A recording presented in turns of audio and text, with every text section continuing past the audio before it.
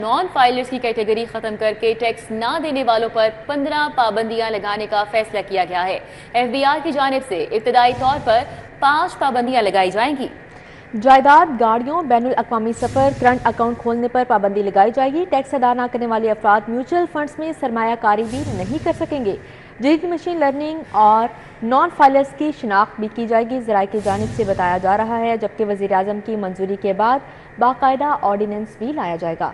लेन then पर tax अदा न करने से अब बचने के लिए मामूली फीस अदा नहीं की जाएगी। गुज़श्ता साल नॉन फाइलर से सिर्फ 25 अरब फीस कीमत में जमा हुए। इन अफराद से मुमकिन टैक्स रेवेन्यू भी अभी वसूल नहीं किया जा सका। नई पॉलिसियों के तहत नॉन फाइलर्स को रवायती बैंक अकाउंट्स खोलने से रोका जाएगा। स्मगलिंग रोकने के लिए अहम दाखिली मुकामात पर ऑटोमेशन और अफरादी कुव्वत भी बढ़ाई जाएगी।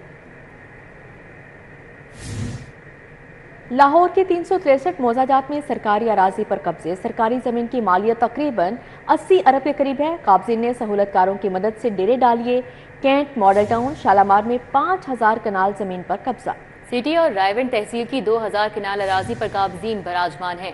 वागुजार अराजी सूबाई महकमों को अलॉट की जाएगी। इस हवाले से मजीद डिटेल्स जानेंगे। बसाम सुल्तान हमारे साथ हैं। जी बसाम, आगाह कीजिएगा।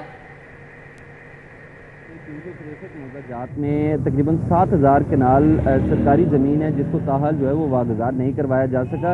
ये ज़मीन जो है वो इसकी लागत तकरीबन 80 अरब रुपए जो है वो बताई जा रही है। और जो डीसी ऑफिस का रेवेन्यू डिपार्टमेंट है उसकी जानिब से ये जो वागुजार करवाने का सिलसिला है ये गुज़िश्ता 5 माह से जो है वो सुस्त रवि का शिकार है। अगर हम देखें तो 48 मोजाजात में से तकरीबन 40 से ज़ायद केनाल ज़मीन जो है वो उसको जो है वो तो वागुजार करवा दिया गया, लेकिन दीगर ज़मीन को जो है वो अब तक वागुजार नहीं करवाया जा सका।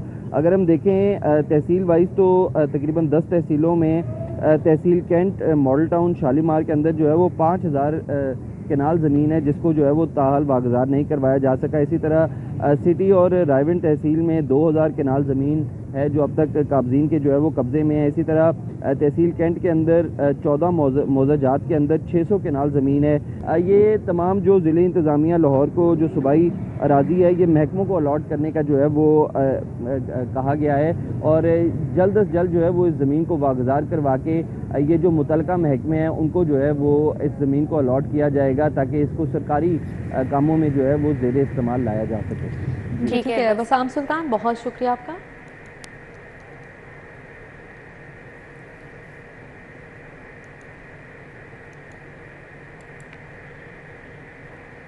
स्मोक के तदारुक के लिए हुकूमत संजीदा मगर इंतजामिया रंजीदा। शहर के 14 एंटी स्मोक कैंप्स नायब कासिद, फायरमैन, जूनियर क्लर्क के हवाले कर दिए गए। एंटी स्मोक कैंपस मददगारों और ट्यूबवेल ऑपरेटर्स के हवाले किए गए हैं। डायरेक्टर एडमिन के नोटिफिकेशन में फोकल पर्सन जोनल अफसरान को नामजद किया गया। बसाम सुल्तान हमारे साथ हैं, डिटेल्स उनसे जान लेते हैं इस हवाले से। जी बसाम, अपडेट कीजिएगा। जी बिल्कुल, कमिश्नर लाहौर की जानिब से अहकाम जारी किए गए थे कि शहर में स्मोक के तदारुक के लिए जो चोकिंग पॉइंट्स हैं वहाँ पर 14 चोकिंग पॉइंट्स हैं, वहाँ पर एंटी स्मोक कैंप्स जो है वो कायम किए जाएं। लेकिन मेट्रोपॉलिटन कॉरपोरेशन की जानिब से तमाम नायब कासिद हो गए, फायरमैन, जूनियर क्लर्क, गैंगमैन और मददगारों और यहाँ तक कि ट्यूबवेल ऑपरेटर्स को जो है वो इन कैंप्स पर जो है वो तैनात कर दिया गया है। कोई टेक्निकल बंदा जो है वो इन पर तैनात नहीं किया गया। डायरेक्टर एडमिन की जानिब से जो जारी करदा नोटिफिकेशन है उसमें फोकल पर्सन जो है वो जोनल अफसरान को नामजद किया गया था। आज होने वाली मीटिंग के अंदर कोई जोनल अफसर भी जो है वो शरीक नहीं हुआ।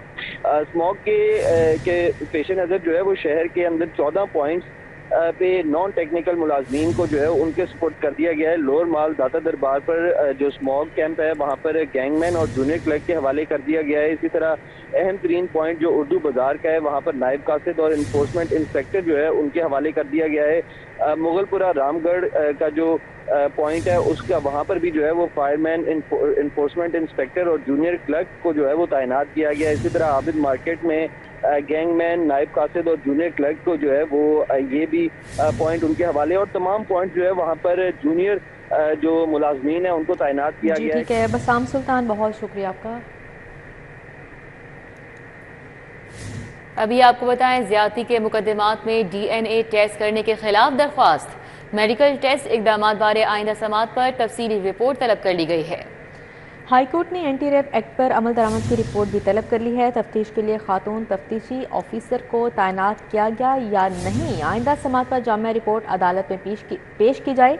चीफ जस्टिस आलिया नीलम की जानिब से कहा गया। चीफ जस्टिस की सरबराही में 3 रुकनी फुल बेंच ने दरख्वास्त पर समाअत की।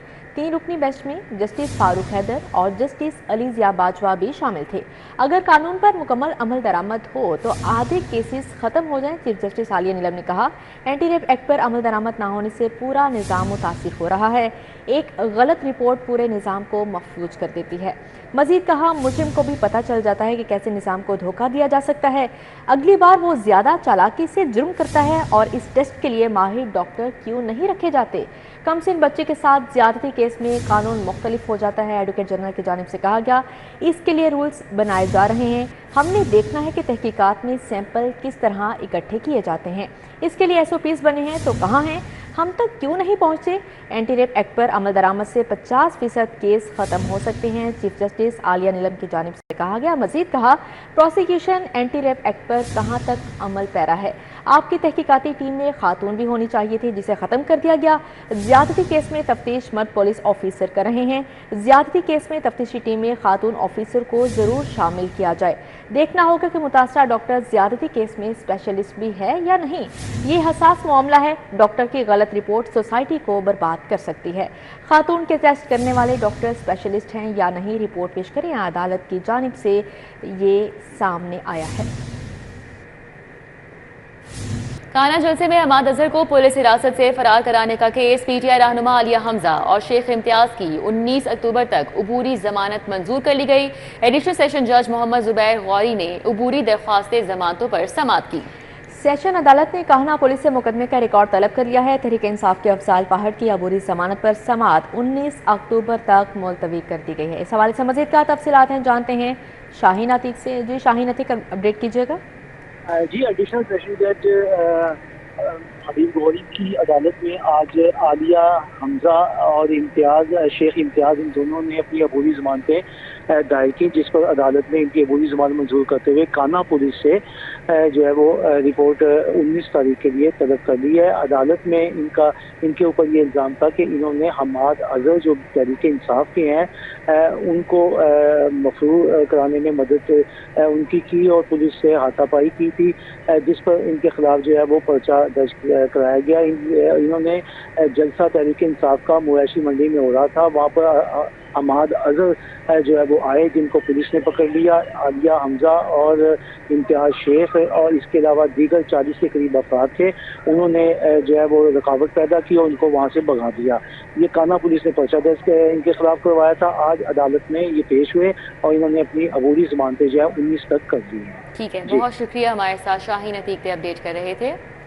PTI ने डिप्टी कमिश्नर को मीनार पाकिस्तान जलसे के लिए एक और दरख्वास्त दे दी है। जलसे के लिए दरख्वास्त सदर PTI लाहौर शेख इम्तियाज और आलिया हमजा ने दी। इस हवाले से बात कर लेते हैं। उस्मान खादिम कब्बू हमारे साथ हैं। जी उस्मान, हमें सुन पा रहे हैं? आगाह कीजिएगा। जी बिल्कुल, पाकिस्तान तहरीक इंसाफ ने मीनार पाकिस्तान पे जलसे के लिए एक और दरखास्त दे दी है। गुज़श्ता रोज भी अकमल बारी की जानिब से दरखास्त दी गई थी, जबकि आज सदर पाकिस्तान तहरीक इंसाफ लाहौर शेख इम्तियाज महमूद और आलिया हमजा की जानिब से डिप्टी कमिश्नर लाहौर को दरखास्त दी गई है। दरखास्त में ये कहा गया है कि पाकिस्तान तहरीक इंसाफ ने फैसला किया है कि 5 अक्टूबर को मीनार पाकिस्तान ग्रेटर इकबाल पार्क में जलसा किया जाएगा। तो इस जलसे के लिए पाकिस्तान तहरीक इंसाफ को NOC जारी किया जाए, इजाजतनामा दिया जाए और फिर जलसे से 48 घंटे कबल जो है वो ग्रेटर इकबाल पार्क की पोजीशन भी दी जाए, ताकि पाकिस्तान तहरीक इंसाफ वहाँ पे जलसे की तैयारियां कर सके। गुज़श्ता रोज पाकिस्तान तहरीक इंसाफ ने 5 अक्टूबर मीनार पाकिस्तान जलसे का ऐलान किया था और एक दरखास्त कल जमा कराई गई थी, जबकि दूसरी दरखास्त आज जमा कराई गई है। जी ठीक है उस्मान खादिम का वो बहुत शुक्रिया आपका। यहाँ पर बात करें पंजाब की जामियात में वाइस चांसलर्स की तैनातियों पर एतराज़ का मामला। वज़ीर तालीम राना सिकंदर हयात ने गवर्नर पंजाब से सवालात कर दिए। गवर्नर ने क्यों 4 माह में मुस्तकिल वाइस चांसलर लगाने की बात नहीं की। वज़ीर तालीम की जानिब से कहा गया, एक्टिंग वाइस चांसलर ने यूनिवर्सिटीज़ को क्यों मुस्तहकम नहीं किया गया, गवर्नर ने कभी पूछा। मजीद कहा, गुज़श्ता 4 माह में गवर्नर ने क्यों एक्टिंग वाइस चांसलर की कारकर्दगी को नहीं जांचा। बतौर चांसलर गवर्नर पंजाब ने क्यों यूनिवर्सिटियों का परफॉर्मेंस ऑडिट नहीं किया। वज़ीर तालीम की जानिब से ये सवालात किए गए हैं। उन्होंने ये भी पूछा है कि यूनिवर्सिटियाँ खसारे में क्यों हैं। मोहतरम गवर्नर ने इस पर भी क्यों नहीं सोचा। मजीद उनका क्या कहना था, डिटेल्स जानेंगे। इमरान यूनस हमारे साथ हैं। जी इमरान यूनस, आगाह कीजिएगा। जी बिल्कुल, पंजाब की जामियात में वाइस चांसलर की तैनातियों पर एतराज़ात के हवाले से पहले जो वज़ीर आला पंजाब और गवर्नर पंजाब के दरमियान जंग चल रही थी, अब वो तवील होती चलती नजर आ रही है, चूँकि वज़ीर तालीम राना सिकंदर हयात ने गवर्नर पंजाब से कई सवालात जो हैं वो उठा दिए हैं और वज़ीर तालीम ने गवर्नर पंजाब से पूछा है कि क्यों 4 माह में मुश्किल वाइस चांसलर लगाने की बात गवर्नर की जानिब से नहीं की गई और एक्टिंग वाइस चांसलर ने यूनिवर्सिटियों को क्यों मुस्तहकम नहीं किया, गवर्नर ने कभी ये क्यों नहीं पूछा। गुज़श्ता 4 माह में गवर्नर ने क्यों एक्टिंग वाइस चांसलर की कारकर्दगी को नहीं जांचा। राना सिकंदर का मजीद कहना है कि बतौर चांसलर गवर्नर साहब ने क्यों यूनिवर्सिटियों की परफॉर्मेंस ऑडिट नहीं किया, यूनिवर्सिटियाँ खसारे में क्यों हैं, गवर्नर ने इस पर भी कभी क्यों नहीं पूछा। इसके साथ राना सिकंदर हयात का मजीद ये कहना था कि गवर्नर को इस पर एतराज क्यों नहीं कि एक्टिंग चार्ज वाले वीसीज क्या करते रहे, बड़ी बड़ी यूनिवर्सिटियां खसारे में और गवर्नर ने एक्टिंग वीसी से इस पर इस्तफसार नहीं किया। इसके अलावा दीगर कई सवालात हैं जो वज़ीर तालीम की जानिब से गवर्नर पंजाब से पूछे गए हैं। जी ठीक है, इमरान यूनुस बहुत शुक्रिया आपका।